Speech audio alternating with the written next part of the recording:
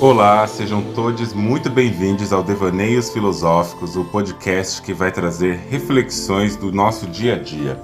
O meu nome é Andreone Medrado e esse podcast é um podcast livre, um podcast aberto para discutir coisas que acontecem na sociedade, no cotidiano e que podem ou não afetar a nossa psicologia, a nossa subjetividade e nos ajudar a fazer questionamentos muito mais do que trazer respostas.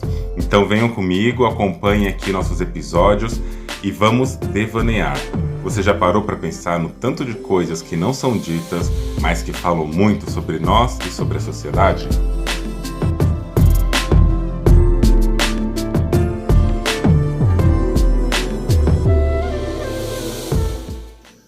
Hoje eu vou fazer uma coisa diferente.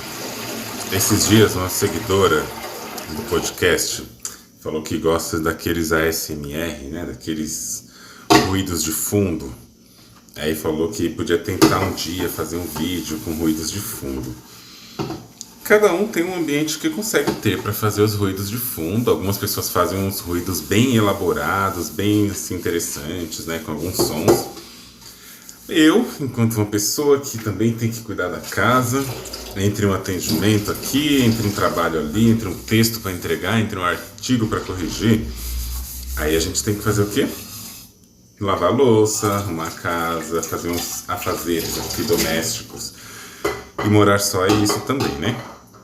Então hoje o som de fundo que vocês vão ter para testar, e vamos ver se essa pessoa vai gostar, já que ela pediu, né? Porque você sabe que você pode deixar um comentário ou você pode mandar uma mensagem acessando o link que está na descrição. Você vai preencher um formulário ali rapidinho. Você pode deixar sugestões. Essa sugestão chegou para mim. E eu tô lavando louça. Eu vou dar uma escutada depois, ver se ficou pelo menos audível. Se não ficar muito audível, aí esse podcast nem vai pro ar. Se você tá ouvindo, é porque eu julguei que não ficou tão ruim. Mas vamos lá. No assunto de hoje, eu queria falar sobre branquitude. Recentemente, eu vi uma pessoa no Instagram, na verdade assim, né? Eu tava falando disso no Instagram com um amigo. E esse amigo, ele falou pra mim sobre uma outra pessoa que tava gerando umas polêmicas aí na internet. É uma travesti branca. E essa travesti branca, de vez em quando, fala umas coisas que eu fico pensando, né? De que lugar que isso é falado, questionando a não binaridade das pessoas. Mas o que mais chamou a atenção mesmo foi quando essa pessoa falou que por ser uma pessoa branca, uma travesti branca, não tem acesso na branquitude. O seu acesso não é o mesmo das outras pessoas, né? E de que por ser uma pessoa travesti, assim, dá pra... Eu tô colocando aqui o jeito que eu entendi, pelo menos, né? E que por ser uma travesti branca, esse acesso não é desse jeito, por conta de várias opressões que sofrem. E eu acho que é bom começar a conversar a partir desse lugar mesmo, né? A partir dessa noção. Porque, como eu já falei em alguns momentos por aí, branquitude não é uma pessoa. Branquitude não é uma pessoa. Quando a gente fala da branquitude, a gente não está criticando um ser humano. Tipo, porque a branquitude é horrível. Aí vem lá a pessoa branca e fala, você está falando que eu sou horrível. Não estou falando, né? Mas é importante saber que também a branquitude não é um produto que você escolhe comprar. A branquitude não é uma coisa que você escolhe ter. Ela não é uma vacina que você escolhe tomar e a partir de agora você é uma pessoa que está passando a usar a branquitude ou não. Da mesma forma, a branquitude não é uma escolha sua. Enquanto existir esse sistema discursivo, enquanto houver esse sistema de elaborações de identidades, de separação entre a pessoa branca, entre a pessoa negra, entre pessoas indígenas e amarelas, enquanto houver a raça que ultrapassa a questão da identidade, que hoje a gente coloca um pouco no lugar de identidade, mas enquanto a raça ainda for esse organizador social das desigualdades, enquanto isso tudo existir, e paralelamente, enquanto a branquitude, as pessoas brancas e o modelo de afeto branco for colocado como algo a ser vivido, não adianta. Branquitude será branquitude, racismo será racismo. E é sobre isso, né? A branquitude ela é um discurso que organiza uma sociedade entre raças, quase como se fosse entre castas. organiza entre castas, entre raças, entre o que é bom e o que é ruim.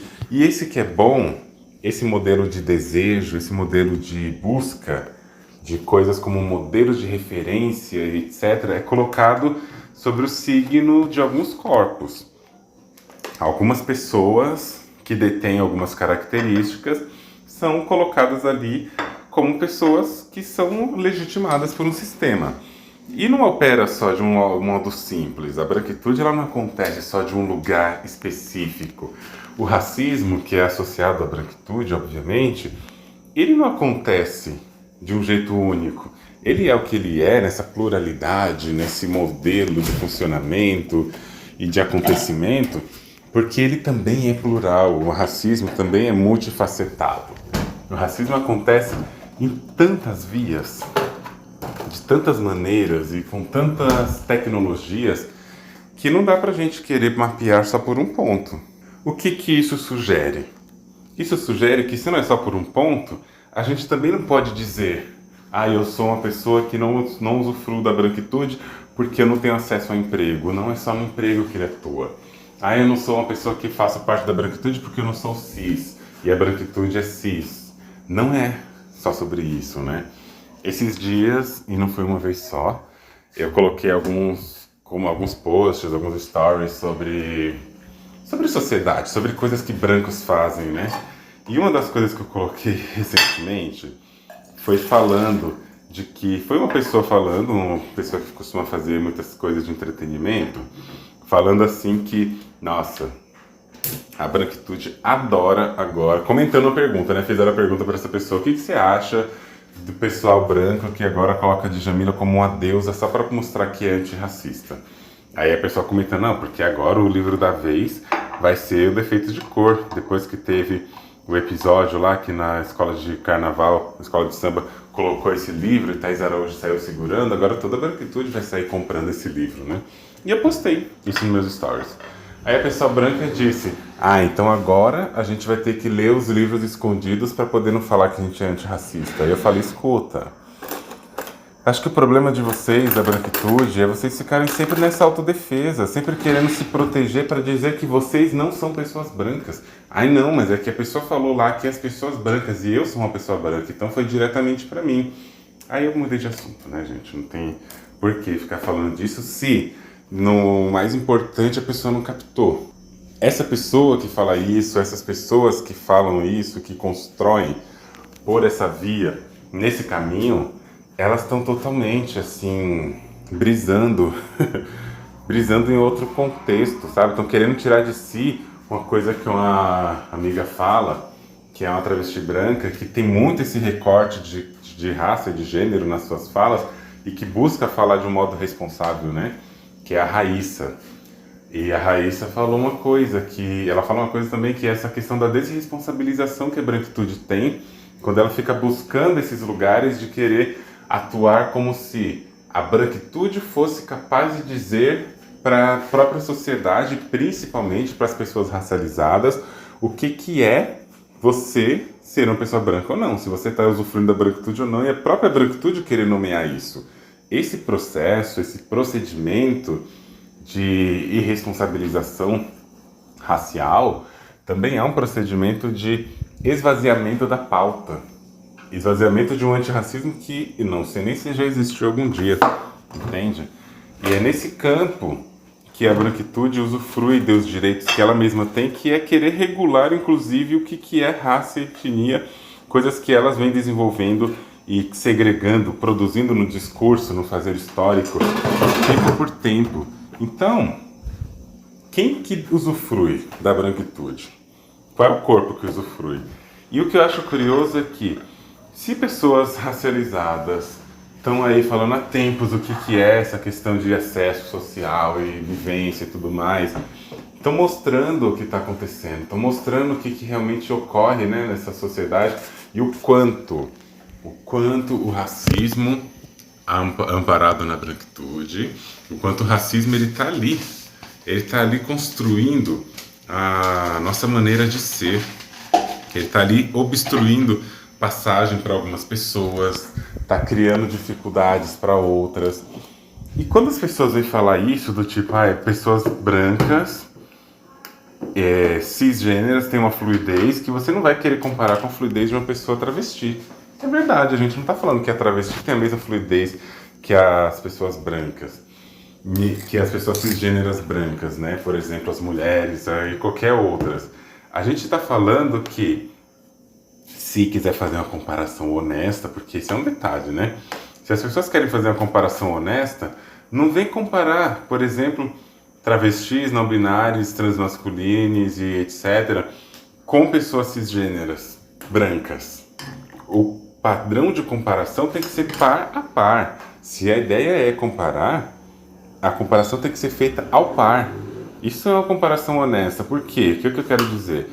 Se você está querendo comparar a vivência travesti na sociedade brasileira e você quer fazer uma comparação que seja uma comparação adequada no sentido de raça e de acesso à branquitude, então tá bom. Compare você, uma pessoa travesti, né, uma travesti branca, com uma outra travesti negra. Compare você, uma travesti branca com uma travesti negra, uma pessoa não binária branca com uma pessoa não binária negra, transmasculino branco com transmasculino negro. Compare seus próximos, né? Compare num lugar que seja de acesso real na comparação. Como querer dizer que uma pessoa que é branca, ela não tem acesso? Quando você está comparando uma travesti com uma pessoa negra, uma travesti negra, não tem como, não tem condição.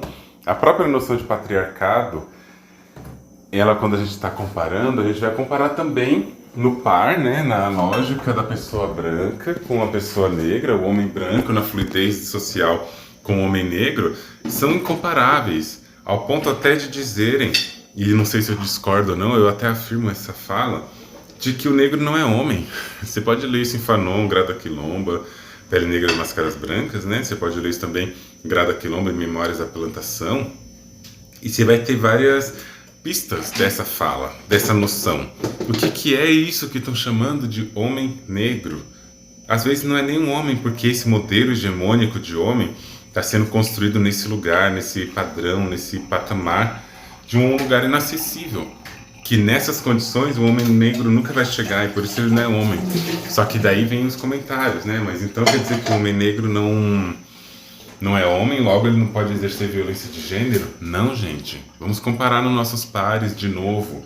Vamos comparar a violência de gênero dentro das comunidades par a par. E a gente vai perceber que o gênero e a raça, embora sejam construtos, que aqui a gente pode lembrar de Anne McClintock no Coro Imperial, Embates entre Raça, Gênero e Sexualidade, né, que é um livro que eu sempre recomendo, a gente pode olhar aqui também nesse discurso de que, embora gênero e raça não sejam a mesma coisa, eles estão nesse embate colonial, imperialista, eles estão nesse lugar.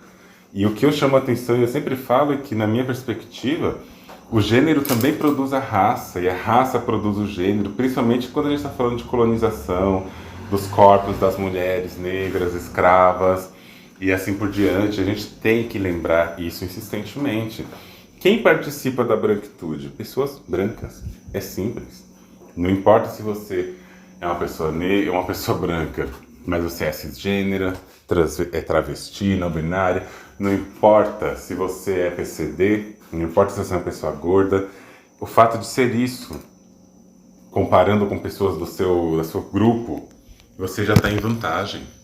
Negar isso, eu concordo com Raíssa, negar isso é você negar a ideia mesmo de responsabilidade. Você está sendo uma pessoa que está produzindo discursos irresponsáveis acerca de raça. Está querendo puxar para um lugar totalmente infundado. E como observou bem um amigo, muitas pessoas dessas que fazem esse tipo de comentário, que acham que não, porque eu sou travesti branca, eu não estou transitando pela sociedade. Muitas pessoas dessas começam a usar dos seus... Eu vou chamar aqui, tá? Não foi isso que meu amigo disse, mas eu vou chamar aqui de chaveirinho. Começam a transformar as pessoas em chaveirinho e a partir daí ficam falando assim, porque eu me relaciono com uma pessoa negra, eu entendo o que está acontecendo, eu não sou essa pessoa ignorante. Eu já vi isso acontecendo em discussões em que eu participei, né? As pessoas falando. E aí, não bastasse isso, a pessoa lança logo um livro aí de alguma pessoa negra, né? Lança logo um livro ali, pá, toma carteirada, eu já li tal pessoa. Igual um tal de professor aí, psicanalista, Christian Dunker, que já foi super racista em vários comentários na internet, mas também adora dizer que lê de Jamila Ribeiro, porque ao ler de Jamila Ribeiro, sei lá, a pessoa se cura, sabe? Lê Lélia Gonzalez e ela se cura, e etc. Mas ficam chateadas quando chamam essas pessoas de branca, igual esse caso, né, desse professor. Não, porque vocês me acusam de branco. Não, ninguém está acusando. Nem você escolheu ser branco, você só é. Porque é isso que eu digo, né? A branquitude tem essa ideia de que dá para deixar de ser branco. Para isso acabar, a branquitude tem que acabar. O branco deixar de existir, todas as outras raças têm que deixar de existir nesse padrão que está existindo hoje, né? O branco, ainda que você seja uma pessoa branca, lute contra o racismo e faça essa luta num lugar assim, genuíno, num lugar honesto, de que realmente você está incomodado com esse sistema, que você realmente quer mudar o sistema, você quer transformação, você não está contente, está insatisfeito mesmo com a maneira como a gente tem hoje em dia, mesmo que isso aconteça, você precisa, no mínimo, ter noção de que a branquitude não foi uma escolha sua. E que mesmo que você acorde pela manhã, fazendo seus rituais, seus votos, seja lá o que for, falando, não sou mais uma pessoa branca, e mesmo que você até acredite nisso, que você consegue deixar de ser uma pessoa branca, você nunca vai deixar. A branquitude é uma coisa que se prega no silêncio. É uma coisa que se prega no ato de existir. Existir enquanto pessoa branca, a gente coloca nesse lugar. A polícia, que ficou super ofendida, né? Porque a escola de samba, se não me engano, a Vai Vai, fez aquelas representações, falou que ela estava demonizando a polícia, mas a polícia é o grande aparelho genocida. É verdade que a polícia mata travestis? É verdade, né? A lei da vadiagem tá aí pra gente saber como que é o histórico disso no Brasil. Mas é também verdade que ela tá olhando para corpos dissidentes. E ser travesti é ser corpo dissidente, óbvio, e ser pessoa negra é ser corpo dissidente. E ser as duas coisas juntas, já imaginou? Que dissidência é essa que o sistema vai querer eliminar? Portanto, é necessário, é importante repensar esse lugar de atuação quando a gente está falando coisas que podem ser muito irresponsáveis. E aí tem um detalhe que eu queria chamar a atenção, né? É um tema que as pessoas também brancas gostam muito de falar sobre, mas elas falam dele num lugar muito de proteção. Não foi Patrícia Hill Collins que falou isso, não foi a Kimberly que falou isso, e não foi as pessoas que estão discutindo esse tema que falaram isso. Quem falou isso foram pessoas brancas, né? Que falam isso insistentemente, inclusive numa aula que eu tive na Faculdade de Saúde Pública da USP, em que uma professora branca foi fazer essa aula sobre interseccionalidade e raça, quase não apareceu nessa questão. Falava de gênero, de idade, de classe e de outros assuntos, mas a raça não era uma questão tão profunda ali dentro, né, dessa discussão, porque, segundo essas metodologias da discussão sobre interseccionalidade, quando você traz vários marcadores sociais da diferença e articula eles entre si, você está fazendo um estudo interseccional. Ok. Só que isso aí eu vejo que tem sido uma porta de entrada muito grande para a branquitude se considerar estudiosa dos marcadores sociais da diferença, ao mesmo tempo que ela não se responsabiliza pelas marcas que a própria branquitude constrói na sociedade enquanto um discurso opressor. Aí vem falar, né, que não, que dá sim para você discutir. Gente, o ASMR tá passando inclusive com som de moto na rua, deve ser algum hétero empinando moto aí, né, eles gostam de mostrar que a moto deles tem escapamento. Mas voltando aqui, eu tenho percebido muito isso da própria branquitude querer usar do discurso da interseccionalidade como uma interpretação estranha, e que me soa estranho pelo menos, de que não existe nenhum marcador acima do outro, é tudo na horizontalidade. O pessoal gosta desse termo, né? É a horizontalidade, a gente tá tudo falando da mesma coisa, nenhum exerce um poder sobre o outro, então é tudo igual, não tem esse negócio de que a raça vem primeiro. Eu falo, né? Eu, Andreoni, Defendo que a raça vem primeiro, nesse sentido organizacional da sociedade brasileira, principalmente. Mas tem gente que não concorda. Mas o pessoal branco que tem falado de interseccionalidade, ou tem tentado falar, ou fingido que fala, atua muito nessa via de entender que é tudo igual. Aí eu pergunto, você não leu a Patricia Hill Collins quando ela fala das matrizes de dominação? Você não leu quando ela fala disso? Dá uma olhadinha lá nos livros de Patrícia. Tem esses pontos, né, que devem ser considerados, e qualquer pessoa que estuda minimamente interseccionalidade, marcadores sociais da diferença, vão saber que isso não é um protocolo, não é uma receita que você dá, que você constrói, e essa receita está pronta ali, dentro de uma receita de bolo que você só vai reproduzir. Não, isso depende do contexto, tudo é contextual. Essas coisas precisam ser colocadas também do ponto de vista contextual. Tem que ser entendida contextualmente para que sejam estudadas. Agora, as pessoas vêm aí querendo isolar uma categoria e achar que tudo se responde a partir dali, é porque a pessoa talvez não entendeu nem o que é branquitude, né? Querer dizer que só por causa da cor da pele é isso? E primeiro, vamos falar o seguinte: branco, nesse contexto dessas falas, não é uma cor. Branco é um signo. Branco é um conceito. Embranquecer não é sobre jogar tinta branca, embora pode ser, mas não é sobre isso, né? Comportamentos brancos, comportamentos de branquitude, um termo que eu sempre falo que são práticas de branquitude. Essas práticas de branquitude, elas acontecem no fazer, no existir. E quando a gente não presta atenção nisso, a gente corre o risco de estar produzindo as próprias práticas que a gente fala que não está produzindo. Como que a gente vai entender isso? Com humildade, com um rebaixamento dessa autodefesa branca, que é uma autodefesa que produz desresponsabilização, e eu falo isso de novo, e querer entender de fato o seu lugar, sabe? E eu repito, vai comparar, quando você está fazendo comparação, vai comparar com os pares adequados. Não compare com coisas que não tem nada a ver ou então que estão muito longe.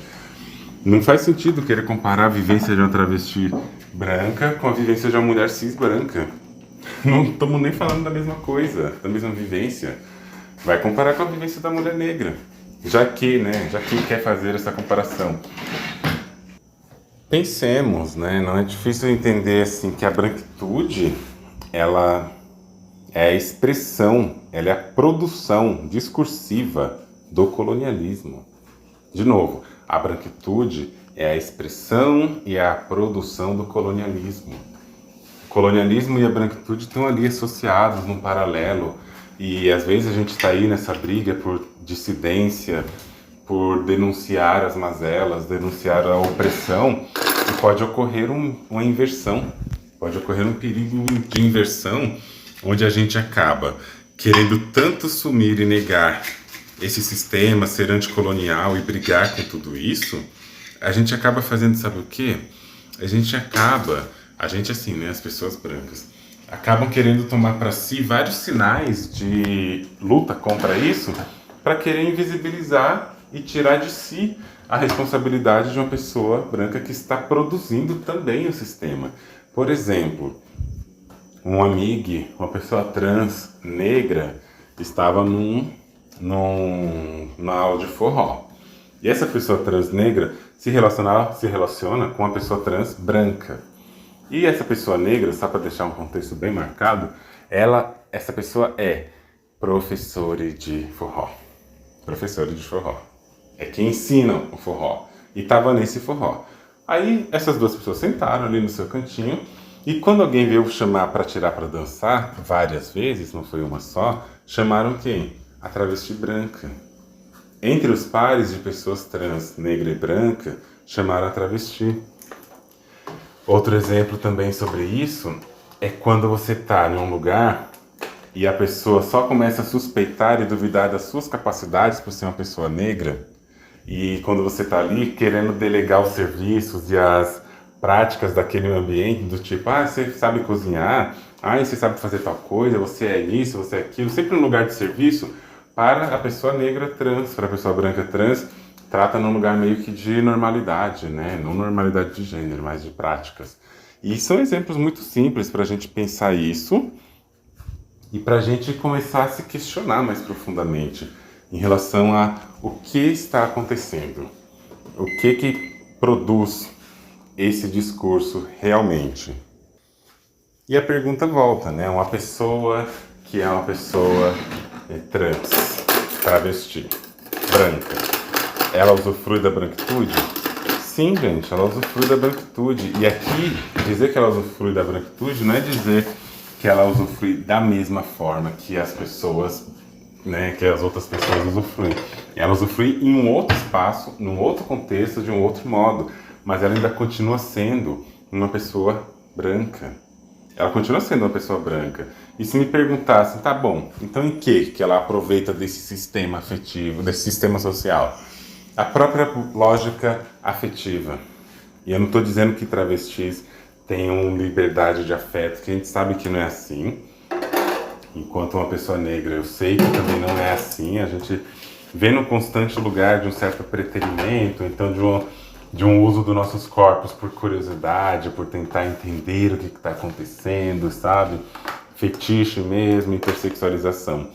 Mas mesmo no campo do afeto, as pessoas, por serem brancas, elas já estão em um outro lugar que eu poderia falar por várias horas, né? Que é o lugar do desejo baseado na limpeza ou na sujeira. Pessoas negras são colocadas nesse lugar de impureza, de sujo e de não sei o que, de não desejável. As pessoas brancas, não. O corpo branco em si, né, sabe? A cor do corpo em si já transita num outro espaço. Será que para pessoas travestis não funcionam desse jeito? Vamos pensar, né?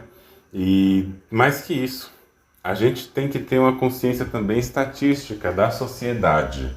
Uma consciência de que, estatisticamente falando, se pessoas negras, pessoas brancas, travestis, né? Se as travestis brancas e negras, pardas e amarelas tivessem a mesma vivência e participassem da sociedade com a mesma fluidez ou com os mesmos impedimentos, a gente veria números parecidos nos transfeminicídios, na própria, né, no próprio dossiê que a ANTRA faz, que é a Associação Nacional de Travestis.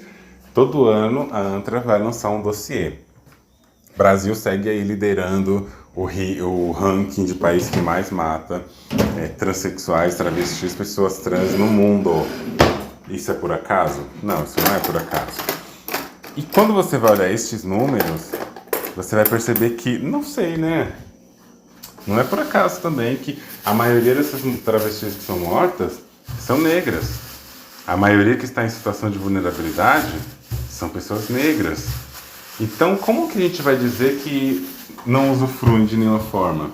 Ah, porque eu não tenho vantagem nenhuma. Mas você não é referência do mundo. Já que quer falar sobre isso, olha o redor, olha o entorno, olha o geral, olha como que as coisas estão acontecendo, olha como as coisas estão se desenhando socialmente, né? Para a gente saber mesmo se isso está dentro de uma análise honesta, se isso está dentro de uma análise que seja funcional para a nossa própria autocrítica. E se a gente não está falando de uma autocrítica, a gente está falando de quê? Se a gente não olhar o que está acontecendo no cenário também em geral, a gente vai continuar falando do mundo a partir da nossa ótica. E na minha opinião, fazer isso é um fazer bastante branco, da branquitude. É um fazer colonial também, quando a gente se nega a olhar as realidades para querer justificar o nosso ponto. E eu acho muito necessário a gente parar com esse discurso de querer negar a todo momento que nossos corpos não performam alguma coisa. E trazendo aqui para uma análise mais pontual minha, eu também diria, e acho importante mencionar isso, que quando a gente está falando sobre estética, performance de gênero, a gente também está falando de leitura social. Pessoas com passabilidade vão passar menos violências explícitas, provavelmente, mas pessoas que não têm tanta passabilidade vão passar outras violências. Eu, por exemplo, uma pessoa não binária, portanto uma pessoa trans, eu tenho consciência de que o que eu enfrento enquanto pessoa trans não binária não é a mesma coisa que uma pessoa que tem outras expressões de gênero, outras expressões estéticas, outras formas de vida, de atuação, tanto de profissão quanto qualquer outra coisa, enfrentam. Eu não seria uma pessoa ingênua ou até hipócrita, né? Uma hipocrisia a ponto de falar que o que eu passo é o mesmo que para todo mundo, ou o que todo mundo passa é o mesmo que eu, então eu não tenho nenhum tipo de acesso por conta da minha estética. Eu sei que a minha estética é uma estética não binária, mas também eu sei que é uma estética que também pode ser, em alguns contextos, em alguns momentos pontuais da vida, muito confundida com o homem. E as pessoas, infelizmente, ainda cometem muito isso, inclusive nos comentários, quando a pessoa vai comentar alguma coisa no meu post, e, sei lá, num podcast, porque escutou a minha voz apenas, e deduz que tem um homem ali, né? Não presta atenção nesses contextos também de violências verbais e tal, e deduz logo de cara, porque a cisgeneridade ela é praticada na repetição, na dedução, na marcação e na classificação. Ela olha para o corpo e classifica, é isso ou é aquilo. E já taxa logo esse corpo de alguma coisa.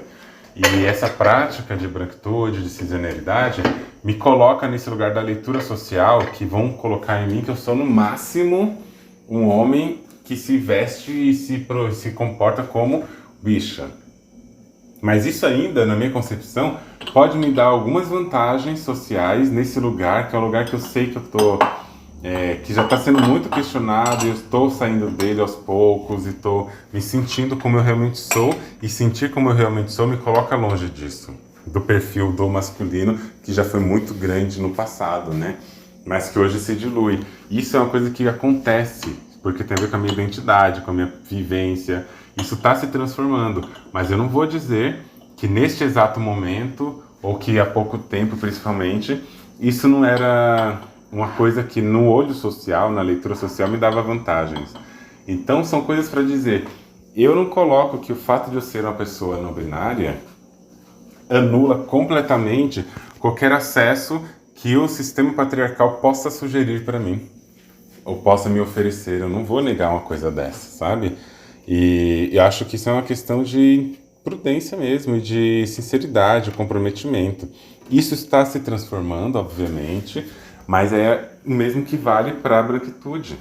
Se você é uma pessoa branca, e eu sei que vivências de pessoas trans são muito diferentes no sentido da experiência da sociedade, mas você ainda é uma pessoa branca, né?